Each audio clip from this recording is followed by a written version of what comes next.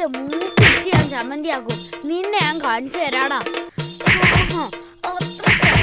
നിന്റെ ഒരു പല്ല് ഞാൻ ഉച്ച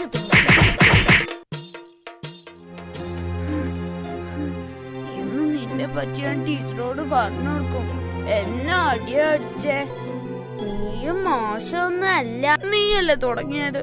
നീ ചോദിച്ചു വാങ്ങിയതല്ലേ. എന്തായാലും നിന്നോട് എനിക്ക് നന്ദിയുണ്ട്. ഞാൻ പറിക്കാൻ വെച്ച പല്ല് നിന്റെ അടിയോണ്ട് ഇങ്ങ് പോന്നു. 100 രൂപ ലാഭം. സാറേ, ഈ ടിൻഡു എന്നെ ചെരുപ്പോണ്ട് തല്ലി. അത്രക്കായോ? കളിച്ച് കളിച്ച് ഇവിടം വരെ എത്തിയോ? ടിൻഡു ഇവിടെ വന്നേ. ടിൻഡു, നീ ഇവനെ ചെരുപ്പ് കൊണ്ട് തല്ലിയോ? തല്ലി സാർ, അതവൻ പറഞ്ഞിട്ടാ. അവൻ പറഞ്ഞിട്ടോ? അതെ സാർ, ചെളി ചവിട്ടിയ ചെരുപ്പുമായി ക്ലാസ് കയറരുതെന്ന് അവൻ പറഞ്ഞു. എന്നിട്ട്? അപ്പൊ ഞാൻ പറഞ്ഞു ചെരുപ്പിനടിയിൽ ചെളി ഇല്ലെന്ന്. അപ്പൊ അവൻ പറയുവാ, എന്നാ ചെരുപ്പിനടിയൊന്ന് കാണട്ടെ എന്ന്. അപ്പൊ ഞാൻ എന്റെ ചെരുപ്പ് ഒരു അടി കൊടുത്തു. ശരി ശരി, ഇന്നലെ പഠിപ്പിച്ച എല്ലാം ഓർമ്മയുണ്ടല്ലോ. എന്താ ടിൻഡു, എല്ലാം തറുവാക്കിയോ? അങ്ങനെ മാത്രം പറയരുത് സാർ. ടിൻഡു കുരുത്തക്കേട് കാണിക്കും, അടിപിടി കൂടും. പക്ഷേ ഒരിക്കലും ഒരു തറയാകില്ല സാർ.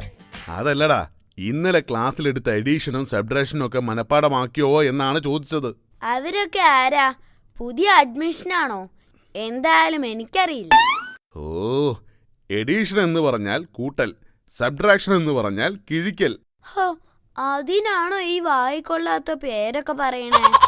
ടിൻഡു, നിനക്ക് കൂട്ടാനറിയുമോ? എനിക്കിഷ്ടം മീൻകൂട്ടാനാ. അതല്ലടാ, 2 സംഖ്യകൾ തമ്മിൽ കൂട്ടാനറിയോന്ന്. കുറച്ചൊക്കെ അറിയും. എന്നാ ഞാനൊരു കണക്ക് തരാം. ഈശ്വര, പെട്ടു. 3ൽ നിന്നും 3 കൂട്ടിയാൽ എത്ര? 3ൽ നിന്നും 3 കൂട്ടിയാൽ 7. എടാ മണ്ടാ, തെറ്റിയല്ലോ. 100 കൂട്ട്. ശരി, 8. എടാ, അതും തെറ്റി. നീ ഒന്നുകൂടെ കൂട്ട്. ശരി, എന്നാൽ 9. ഇതെന്താടാ കൂടിക്കൂടി വരുന്നത്?